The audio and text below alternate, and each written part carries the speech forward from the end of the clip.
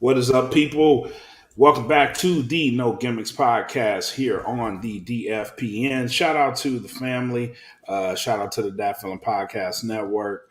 We got a good show for y'all tonight. So if you're tuning in, we're live on Twitch, excuse me. We're live on YouTube, the website, as well as Facebook.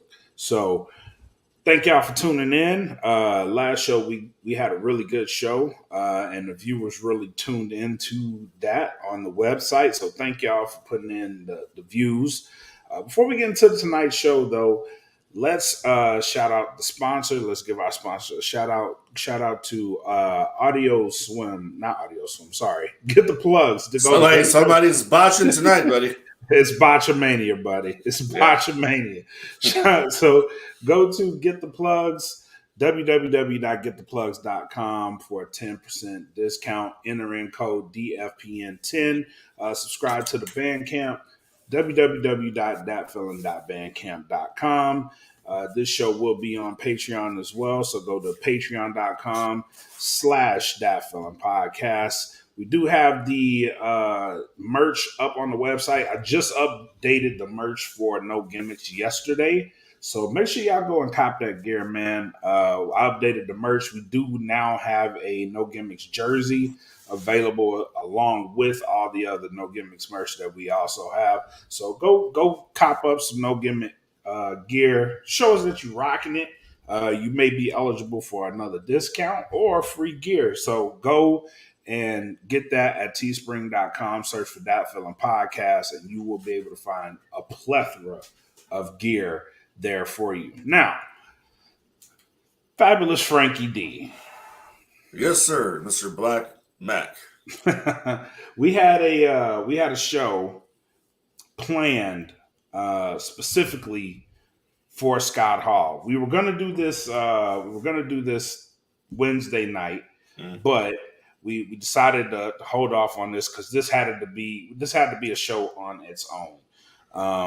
So tonight we're going to be doing the Scott Hall tribute, and I want to leave the floor open to you because you rocking the NWO gear. You were a massive WCW fan back in the day. You followed the NWO from its inception all the way to the endings. I want to leave the floor open to you, man. What does the passing of Scott Hall mean to you?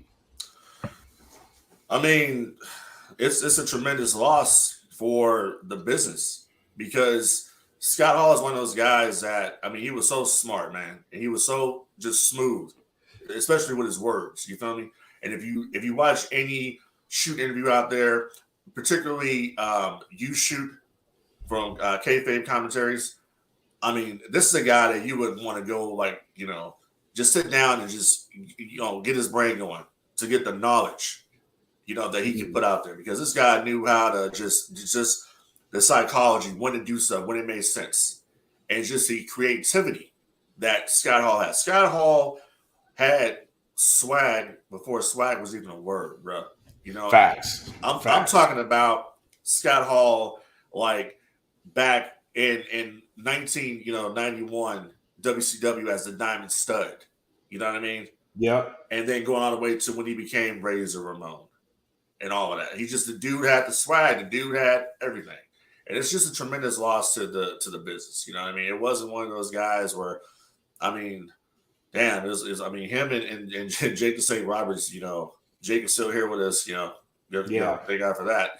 But him and Hall was two of those guys were like, any day now, you think something was going to happen. And it didn't because Scott Hall was able to redeem himself and really get rid of those demons that haunted him for so many years. Right. He wasn't perfect by any imagination, by any stretch of imagination. Dude wasn't perfect. He will tell you straight up, hey, I'm not perfect. You know what I mean? Right. It just all was real. You feel me? And I've always been a big fan of Scott way before the NWO angle, which we're going to get into and all that. But make a long story short, bro, just a tremendous loss to the business as a whole. And that's just, it is what it is. Yeah, I agree with that. A lot of people don't know Scott Hall was around for some, at least in my generation, some of the big moments in wrestling history. You talk about the curtain call. Mm-hmm. He was there for that. Right. The day NWO was formed and Hulk Hogan broke literally the world's heart. He was there. Yeah. He was there for one of the greatest WrestleMania ladder matches in the history of WWE. He was half of that with Shawn Michaels. You just some of the greatest moments in history. He was around for a lot of that. He if he isn't a game changer, I don't know what is, because he shows up to Monday Nitro, and it turns the world on its axis. I don't think another wrestler could have pulled that off at the time. But we'll get into all of that. Right. Yeah, I think it's a huge loss for the business, and what he meant to a lot of people's careers, even some of these guys that are coming up now, his impact on them, because there were some shots of him in the WWE Performance Center giving guys tutelage. Once he did redeem himself and he got himself straight, he was down at the Performance Center a lot and giving some of these guys pointers, and impacted a lot of those guys' career too. So I do want to give him his proper due. I do want to give him a good tribute show. With that, let's roll, man. Let's roll. Yeah. So let's start off with his career. And I know he started. A lot of people seem to think he started as the Diamond Stud, but he was around way before that, right? Right. He was working for. He actually worked in Florida before this, and then drifted from Florida to the AWA, which was the Vern Gagne American Wrestling Association. He actually teamed up with Kurt Hennig, and then from there, he got his friendship with Diamond Dallas Page started, and DDP, because if you look at Scott Hall from the AWA, and then you look at Scott Hall from WCW, and when he became the Diamond Stud, two completely different cats. Yeah, because totally different people. Hall had this Tom Selleck kind of look going on. You feel me? With the mustache and all that and the hair. And DDP just basically came in and said, we're going to get rid of that. We're going to do something with the hair. We're going to get rid of the mustache. And we're going to go from there. And that's when the evolution got all started with the Diamond Stud. But Hall had worked in Jim Crockett Promotions NWA, during that time, and it just wasn't working. But then, like I said, DDP got the hair. I think they did a perm in his hair or something like that. And then got the 5 o'clock shadow, and then became the Diamond Stud. And contrary to what WWE may have you believe, they ended up suing WCW for copyright infringement. And when Hall and Nash went over there, but if Turner Legal had been smart, instead of trying to settle stuff, they could have easily went to the video vault and showed Scott Hall as a Diamond Stud with the hair, with the 5 o'clock shadow, beard, and the toothpick, and throwing the toothpick at the camera. Hall was already doing this way before he ever got to the WWF as Razor Ramon. Correct. So yeah, the Diamond Stud. Now, what's good, Mac? The Diamond Stud, and that whole, this wasn't really known as a stable, but him, Kevin Nash, and Diamond Dallas Page, right, easily could have been a great stable back then. Right, the Diamond Line. Yeah, it easily could have been a great stable. Why they didn't get more exposure, I don't know, but that easily could have been a top stable. Yeah, it just wasn't meant to be. It's just, things happen in life where you look at some things like, damn, this should have happened over here, and what if over here, but it just wasn't meant to be. His career went the way, the trajectory went the way it was supposed to, because of what happened later on, which would just change the whole scene. Right. Now, fast forward that, he goes to the WWF at the time. Right. Did he have a gimmick before Razor Ramon or no? No, he had the look. He just, and then he went there and, You know, I mean, Scott said that he would, if they would have had him out there being a guy in the military, which his father was in the military, but he would have done that. He could have pulled it off. He could have pulled it off. Just any opportunity he was looking for. And then he asked Vince, "Hey, have you ever seen the movie Scarface?" And Vince said no, he had never seen it. So then Scott busts out the impression, the Al Pacino impression from Scarface, and that's what did it. That's what got him the job. Yeah. And he started off there, and he, you know, his first match, he wasn't wearing the Razor trunks that we know. He was wearing long tights. Right. When he first debuted there with the gimmick. But the white tights, right? No, they were purple long sleeve. Purple long like purple tights. Yeah, with the razor name on them and the gimmick and all that. But that didn't last. Only lasted one match, and he went to the trunks that he was traditionally known for. But the gimmick got over. And it really started getting over because when people don't understand this, Scott came into WCW or WWE, I'm sorry, as the Razor Ramon. He immediately went into main event programs with Bret Hart. He was teaming with Ric Flair to face Macho Man and Perfect at Survivor Series. You know why that is, with right? Macho. What's up? You know why that is, right? The vignettes that they made for him got him so fucking over. It was incredible because everybody, and this is like 90s, right? The 90s was like everybody wants to be like the bad guy, like the head man in charge. And here this guy was sounding like he's straight out of Cuba, fresh off the boat. Like I done dealt a whole brick of cocaine before I came to wrestle. Like, bitch, I'm about to fuck somebody up. And it just got him over massively. Before he even stepped in the ring, he was over. Right. And you don't see a lot of that. You didn't see a lot of it then. The vignettes were a thing, but somebody getting over purely off a vignette was virtually unheard of.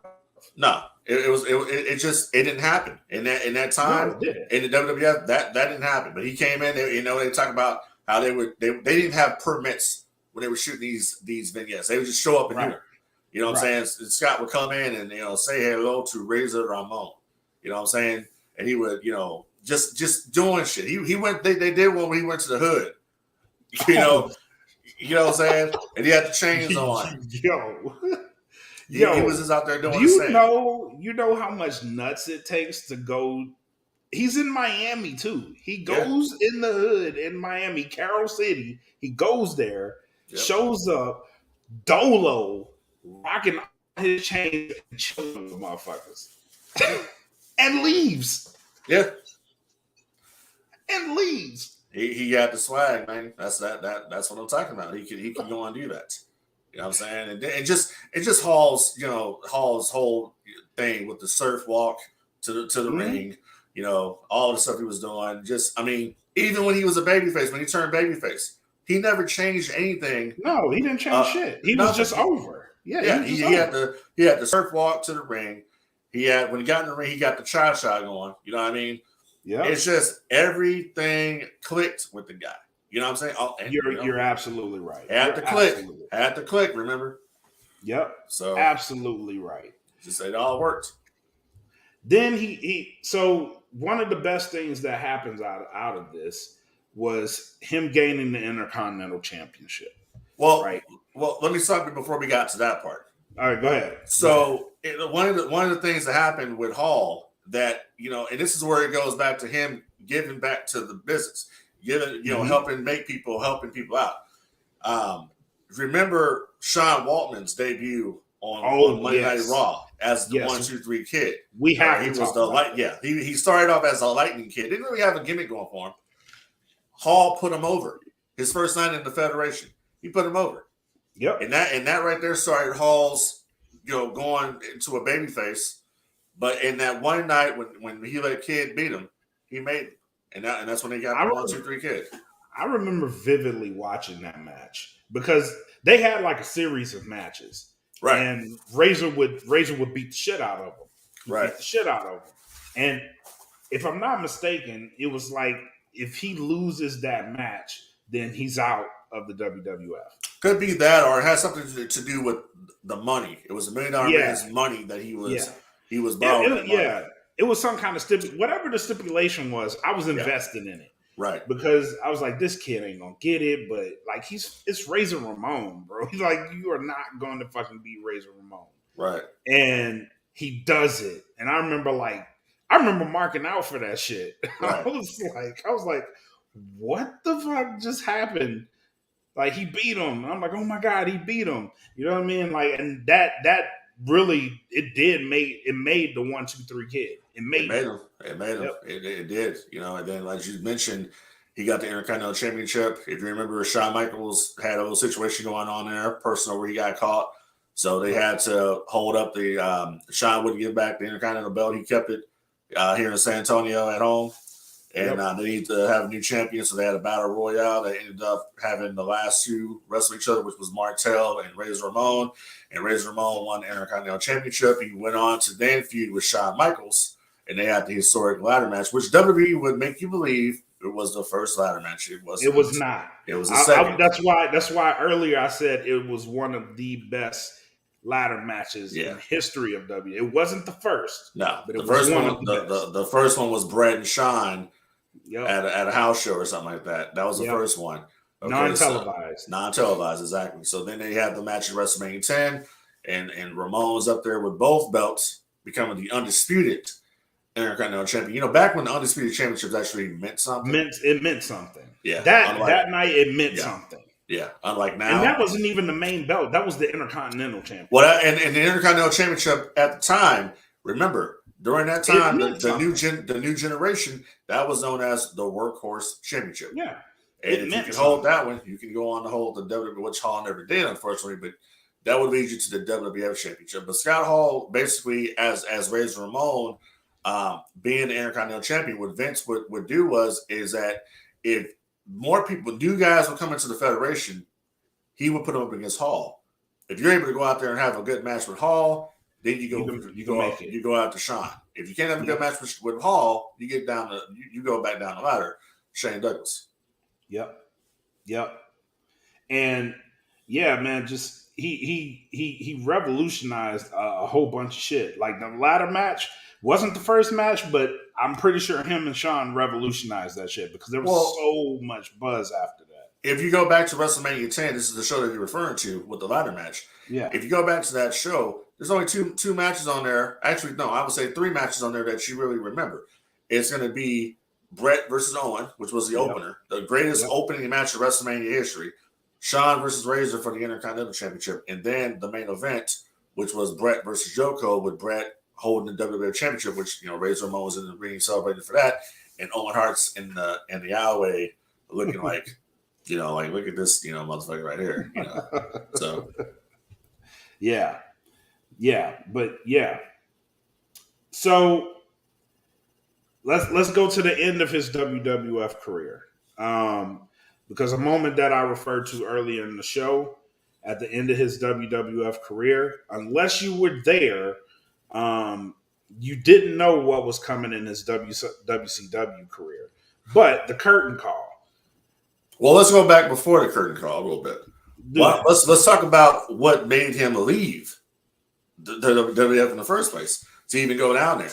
So let's do it. So Scott wanted more money. That's just the bottom line. He felt that his in-ring work and all that had gone up since the time he started there, and he was basically like, but his money had kind of plateaued a little bit. Like, what's going on with the money? So he went and had a conversation with Vince, and at the time, Vince wasn't giving away guaranteed contracts. Vince wasn't doing that. He didn't have their money, quote unquote, WCW Ted Turner money.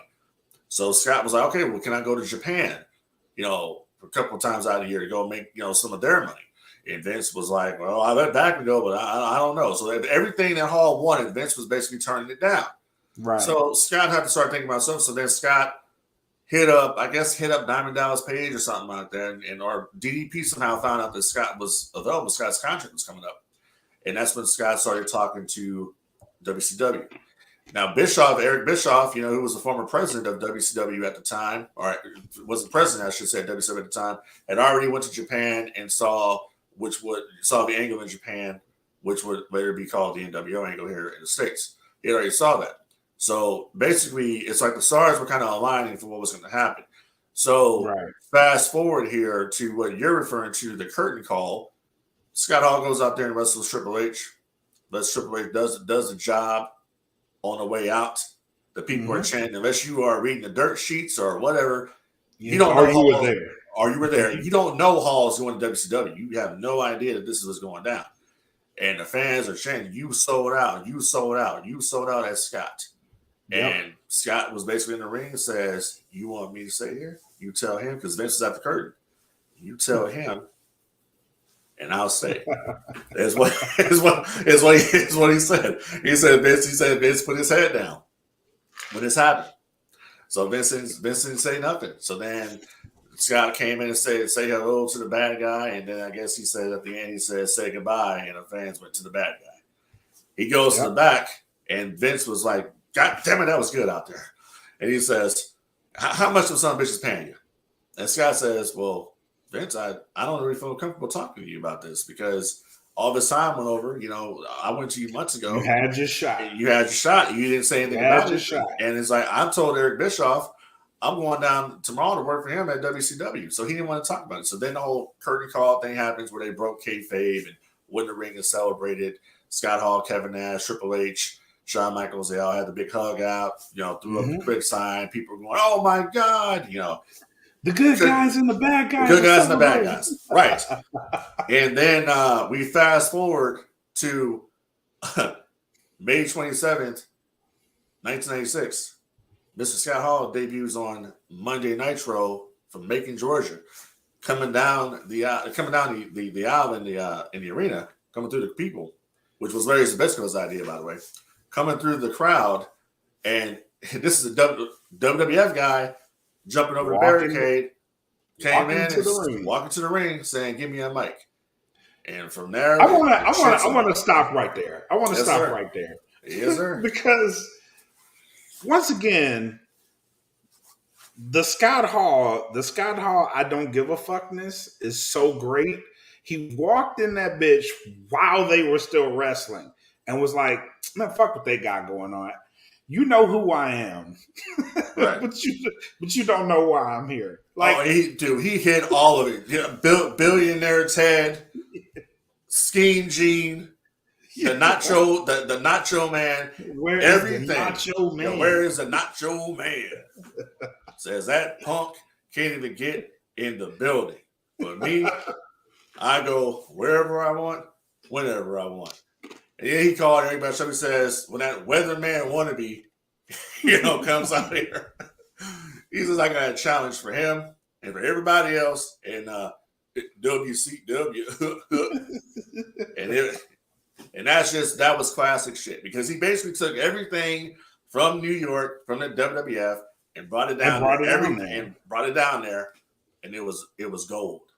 It was. But Scott Hall says that when he was doing all this, when he first started all this, he didn't think it was going to be anything. He didn't think it was going to blow up like this. He didn't. Shit. He didn't think so. He says that he didn't think it was going to be creatively satisfying. He didn't know, bro. Just him walking out there, was like. So like I remember. This is another thing I remember vividly because I'm sitting there and I'm watching, and like. This was at a time where I had to really flip channels, right? So Raw was on break. They were on a commercial. So I was watching Nitro. And Nitro, it really, up until that point, it really wasn't that great, but I was watching it anyway. Right. And then he comes down.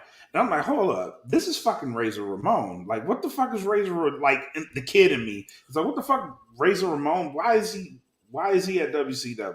Exactly. Yeah, like, why is he? You didn't know his real name. You didn't know his real name. We're kids. We don't know his real fucking name. Yeah, right. Like my naive ass, I'm like, what the fuck is Razor Ramon doing? And he's just walking in the ring, and then like while they're wrestling. Like, get the fuck out the ring. Let me talk. Yeah. That's like, and that got me. That got me. And then him keep coming out, interrupting, and you don't know when he's coming. He's coming, and then finally he tells Bischoff, he was like, I got a big surprise for you next week. And then but people knew at that point, when he said somebody I got else a was big coming. surprise, he kind of knew it was Nash because when they were in the WWF, Razor would always call Nash the big man, is what he'd always call him. And he would always do that. So you kind of knew who was coming, and it was Kevin Nash. So then Nash shows up. First time ever on WCW television, I think anywhere, pretty much the first time you ever saw it. Nash and Hall, after they did the promo when Nash debuts, they turn around to the camera and Bischoff is doing this, like cut and do the crotch chop. First time it's ever been seen before. Right there was the crotch chop. And like what just dude. Like I always have this conversation with the wife. And I'm like, I wonder, like, when the hell did they come up? Like, what were they doing to come up with the crotch chop? Like, how did they come up with that? I know it's a Hall and Nash thing. I know it is. It has but to how did they come up with that shit? So that's just I don't know. I don't know. You know what I'm saying? There's a party. Where? Right there. Exactly. You know what I mean? Like, what the fuck? Yeah. But yeah. So Hall and Nash, the outsiders. And at this point, like another one of, like, I don't know if this is like a real big thing, but one of my favorite moments in that whole shit was when they had that parking lot brawl. Like when they showed up and they had the parking lot brawl, and that was after the NWO was formed at Bashir Beach. Yeah, I know what you're talking about. Right. They threw Rey Mysterio into the trailer. Yes. Yes. Great shit. Bro, he threw him like a fucking lawn dart. Like that shit was ingrained in my memory. After that, I was like, he fucking took this man and threw him like a dart up against the trailer. But I mean, as much as we give the credit to Hall and Nash, right? Oh, that was all right. You got to. I'm just talking about in general what they were doing here. As much as we put it in Hall and Nash, you got to give that up to the Hulkster too. Because without Hogan, it don't work. It don't work. It doesn't work. It put them over because they were already stars, but just the association with Hogan. Now it did two things. Number one, it elevated Hogan. Is what it did, because Hogan's stock had plummeted in WCW dramatically because people were tired of the Hulkamania shit. And number two, hey, it put Hall and Nash up here on this level. Especially when you come into WCW and you got a contract, and your contract is fucking favorite nations, bro. Okay, and what people don't understand about how important favorite nations is that Hall and Nash had a contract which basically stated that anybody who comes in after them, if those people that come after them make more money than they do, they get bumped up to that rate. So they were happy as hell when WCW would bring in a Dennis Rodman. They were happy as hell when they bring in Karl Malone, or they would bring in Bret Hitman Hart, or Warrior, or anybody else like that. They were happy because what did Eazy say back in the day? Dre Day only Easy's payday. It's only Easy's payday. That's what it was for Hall and Nash. So they would get favorite nations and go on from there. You know what I mean? And they would have a very successful run in WCW, along with the NWO angle. Become multiple time WCW World Tag Team Champions. Yes. Kevin Nash would later become the World Heavyweight Champion, and then the Finger Poke of Doom happened. Yep. And at this time, too, in WCW, I'll say around 98, actually 97, you started hearing rumblings that Scott was having some issues, and Scott was off TV for a little while there. And then he came back in time for Slamboree 97. Scott would have demons throughout his career in WCW. 98, they made it into a fucking angle on TV where he was coming out there with the drink and all that. So I thought it was such a poor taste. I didn't like it then.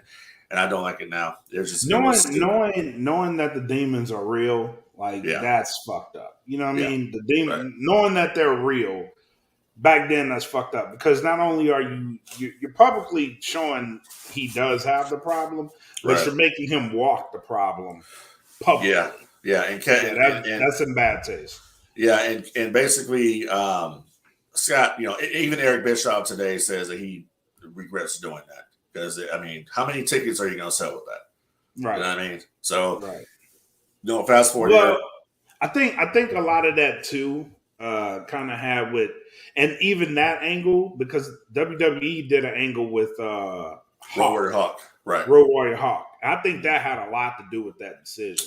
And that angle was fucked up too. They were both tasteless angles. Yeah. You know, tasteless angles during the Monday Night War. That, like I said, how many tickets is that going to sell?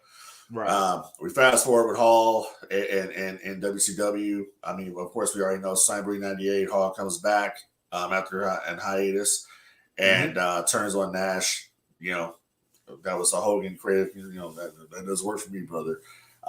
He needs one of the cool guys on his team. So he has Hall. Like even Nash says, why the fuck would he join up with Hogan? So that made no sense. So they feuded and whatever.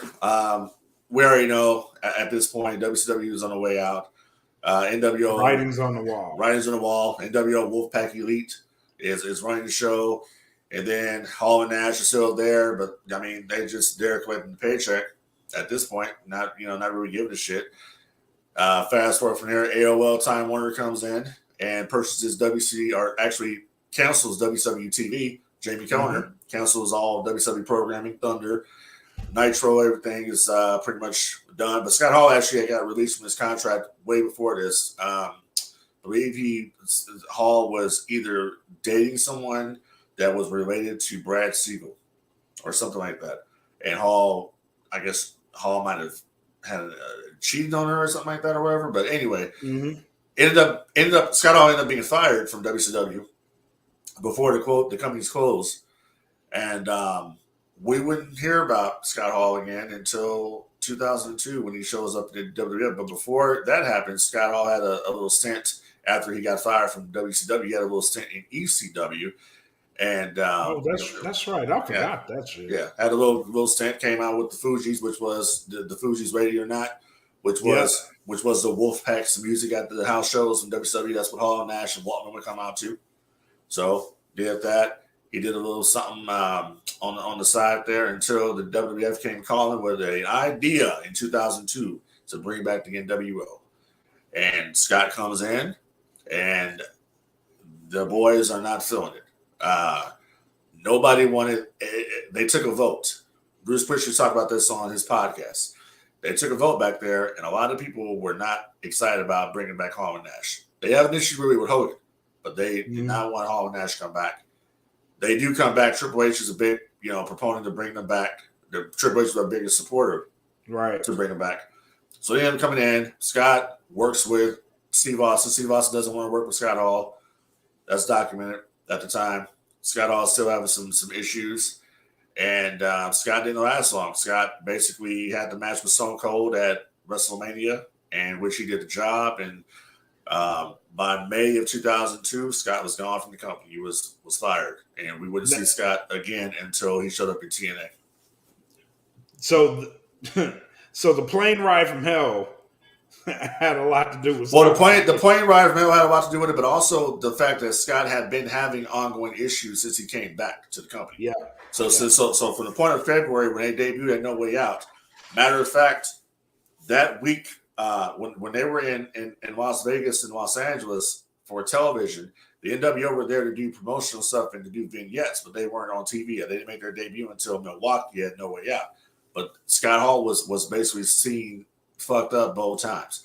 He had been at the bar, the hotel bar, and he just, so people just were like, okay, we're basically saying this dude still got issues, and nobody wants to work with him at this point. Because they're like, Stone Cold says, well, why are you going to waste my time booking a match between us when you know damn well he's not going to be with the company by WrestleMania? So that's kind of where we're at with that situation. And like I said, Scott wouldn't last long in the WWF if it wasn't meant to be. He was released on the same day that WWF says get the F out with the name change. Yeah. That's the last time you saw Scott Hall on Raw. And after that, like I said, we wouldn't see him again until he made his debut for NWA TNA. Yep. And after that, he would make sporadic appearances in New Japan and Insane Clown, do something with Insane Clown Posse. Would come back again with TNA in 2004, teaming up with Kevin Nash and Jeff Jarrett. They formed a stable called the Kings of Wrestling. Yep. And Hall didn't last long after that either, and it was back to the same old until Diamond Dallas Page gets a call from Sean Waltman saying that Scott's in bad shape. And this was during the filming of the Jake the Snake Roberts documentary. Yep. And they bring Scott in there, and the rest is history. Yep.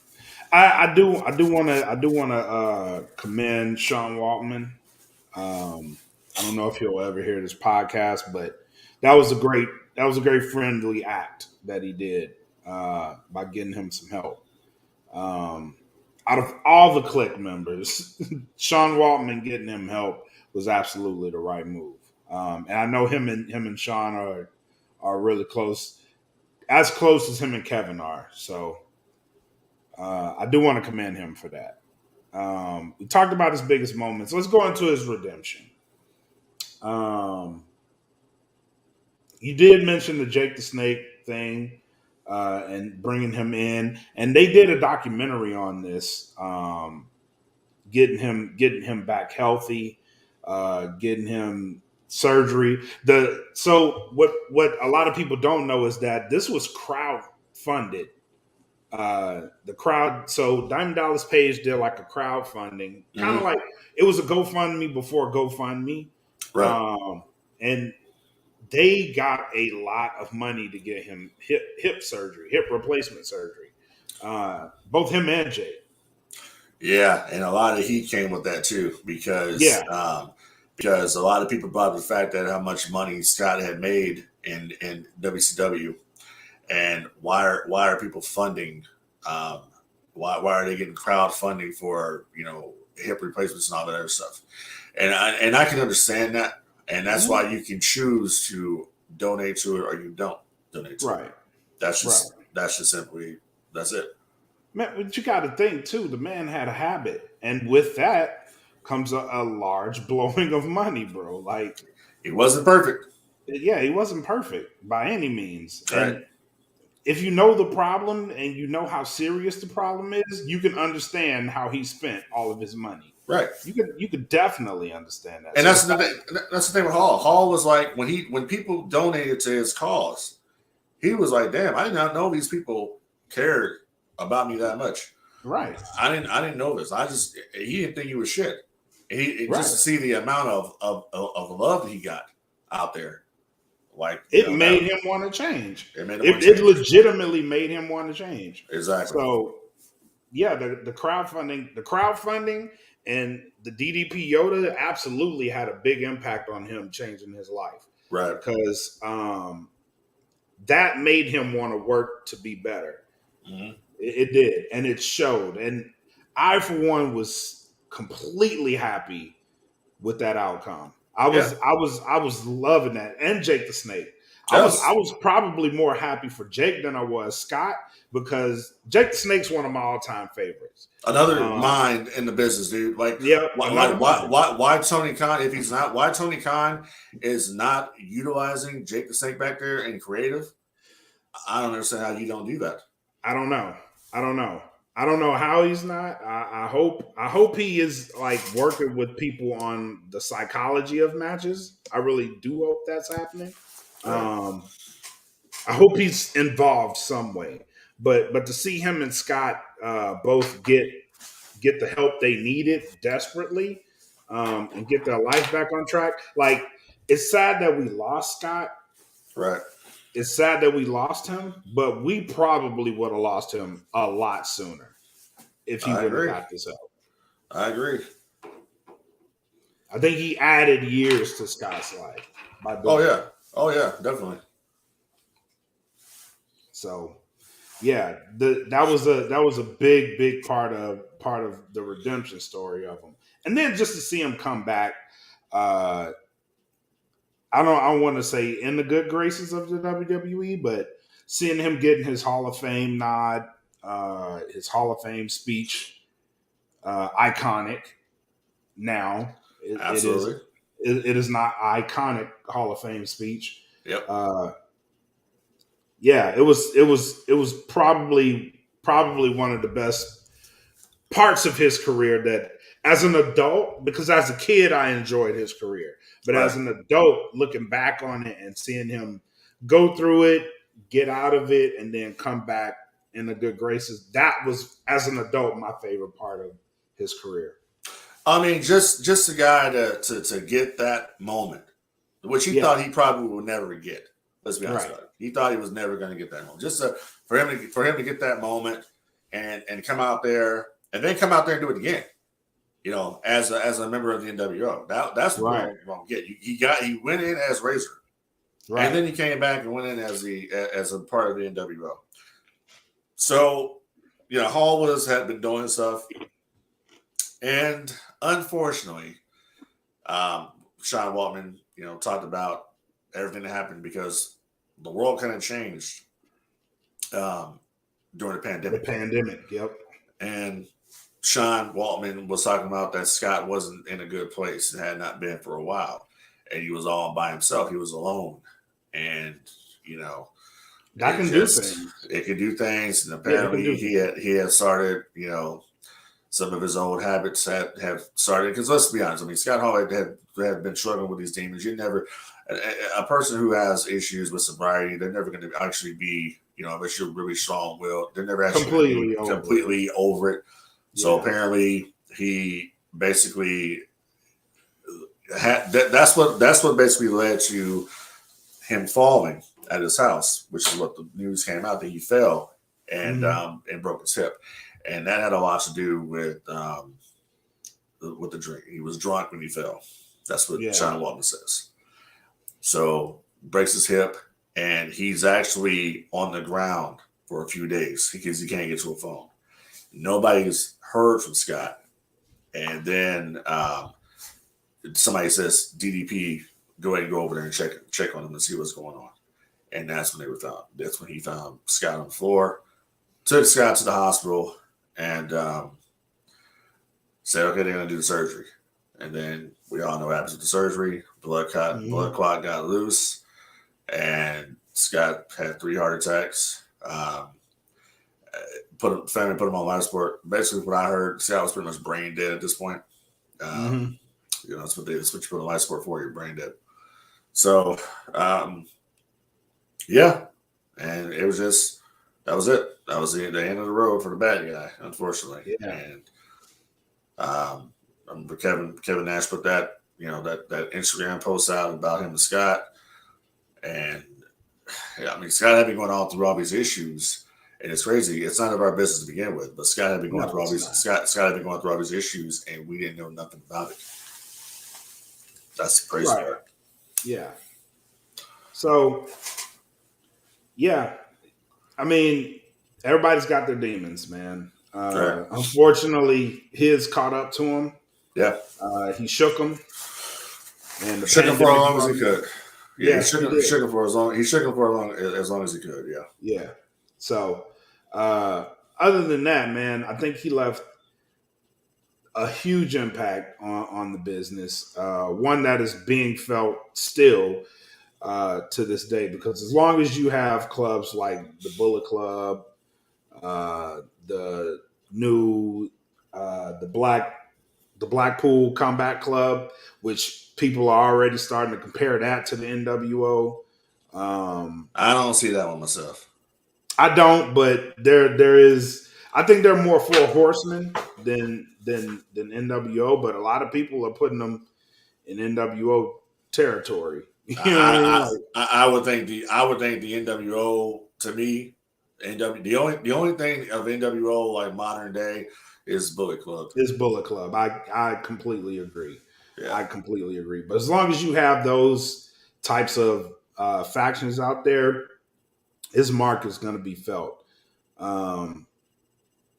long as there's a bad guy around, the measuring stick for how cool that bad guy is going to be is Razor Ramon. Yeah. Surprise element, Scott Hall. You know what I mean? There's going to be comparisons to this man for a long time. Yep. Because of what he was able to do. the mark he was able to leave, and the people he was able to impact. And as long as you have people like Sting passing their knowledge, I'm pretty sure there's a mark of Razor Ramon or Scott Hall somewhere in someone. Yeah, I mean, people today will say, like they'll say, "Oh, Roman Reigns is cool." No, Roman Reigns is not cool. That character that Roman Reigns is portraying is very one-dimensional character. Scott Hall had many different facets that went to Scott Hall. Scott Hall was a bad guy that became cool. Scott Hall. Let me tell you something. Yeah, go ahead. Until a crowd will shower you with beers and trash, and you get hit in the head with a beer, and you sell the fuck out of that shit, and you do this shit. Yep. Listen, no one's that cool. No one's that cool. That's my point. No one's that cool, bro. No one. Even the man knows so getting hit in the head with a beer. And it's like, look at this grease motherfucker. Like in the camera. Yeah. Like, yeah. in the hard camera. Like, yeah. And Bischoff played it off. They all played it off. Bischoff was like, and his hair is perfect. So there ain't no topping that, bro. Like no. I've not seen anybody out there until this day, honestly, that are as cool as Hall and Nash. I don't know. No. The man, he got over. He's a white dude that got over as a Cuban. Yes. So much so that Cubans thought he was Cuban. Right. I think Scott Hall started thinking he was too at some point. Because he never changed his look. It was always that. He never reverted back. Say, I'm gonna go back and be Big Scott Hall again. He never went back to that. The Coyote character he was doing. He didn't go back to any of that shit. No. He said with Razor. He said, "This is my lane. I'm staying in this bitch." Exactly. Because this is my lane. Right. And by the way, my lane's like 8 lanes wide, so I can cover a range of shit in these lanes. You know what I mean? Like, there'll never be another Scott Hall. Nope. Never. Sure won't. There'll never be another Scott Hall. You may get close, but there will never be another Scott Hall. Nope. I agree with that. And that's why I'm sitting here right now rocking the Outsiders jacket from Chalk Line. You know what I'm saying? You know how badly, man, I want to win these bitches. And when it first went on sale, like last year, bro, they sold out. So they came back with a restock. They came with a restock around WrestleMania. I'm like, I'm getting one of those motherfuckers. Sold out again. They lasted like a day or two and it was gone. So I made sure that Chico, I got one. The NWO 6 shirt sold because of Scott Hall. Yeah. Absolutely. NWO sold because of Scott, bro. I mean, you're right. Without Scott, there would have been no NWO. I mean, if imagine this, think about it like this: if Vince had given them what they wanted, they never would have went to WCW. They would have been still booking the Dungeon of Doom. Yep, there would have never been an NWO. Yep. But I mean, that's a huge case of what ifs, right? Because if that doesn't happen. No Stone Cold. Stone Cold. You probably don't get a Stone Cold. You probably don't even get an Attitude Era. Because the clique was still be in control of Vince. The clique was still be in control of everything that's going down there. So a lot of what ifs. Yeah, that's a huge case of what ifs. Yeah. Like that one move changed wrestling forever. Changed that it for life, man. For life. For life. Changed it forever. Right. Guaranteed money for all the wrestlers. The first one actually to get a guaranteed contract in the business was actually Mark Merrow when Mark went to Vince. So Vince gave Mark. Now think about this. Vince McMahon gave Mark Merrow a WWF guaranteed contract because he thought that he could be Johnny B. Bad from WCW, but then they realized he can't because that's a WCW trademark. But he did give Hall and Nash money. And then Hall and Nash went down there and got favored nations in the contract and made all this fucking money and changed the business. So who really won? Exactly. Yep. But I guess Vince won now because Vince has the NWO IP, 50% of it, and he gets to, Well, not even that, but that what they did back then was never done. Now it's like common practice. Well, yeah, because Vince is a publicly traded company now, so he can do that. He has the money to do it now. Yeah. The base salary, does. the base salary for any main roster talent is like $250,000 a year. That's what Triple H just recently said. Yeah. So I think I still think that's pretty low for the amount of punishment your body goes through. But dude, you're on the road at least 320 days a year. Yeah, exactly. But that's a conversation for another day. Yeah, true. But final thoughts, man. What you got? Final thoughts is that Scott Hall, may be gone, but his legacy will always be here for life. We got all the Scott Hall stuff on the WWE Network and Peacock. We got all the stuff from my personal, video library. We got the stories and just everything that, his memory will live on forever. And R.I.P. to the bad guy, man. Yep. Those are my final thoughts as well, man. Rest in peace to the bad guy. Thank you for sharing your talent with us. Thank you for giving us a reason to watch you. And thank you for the memories. All right, man. So if you got nothing else, I got nothing else. The only thing I got to say is don't you do it. Don't you?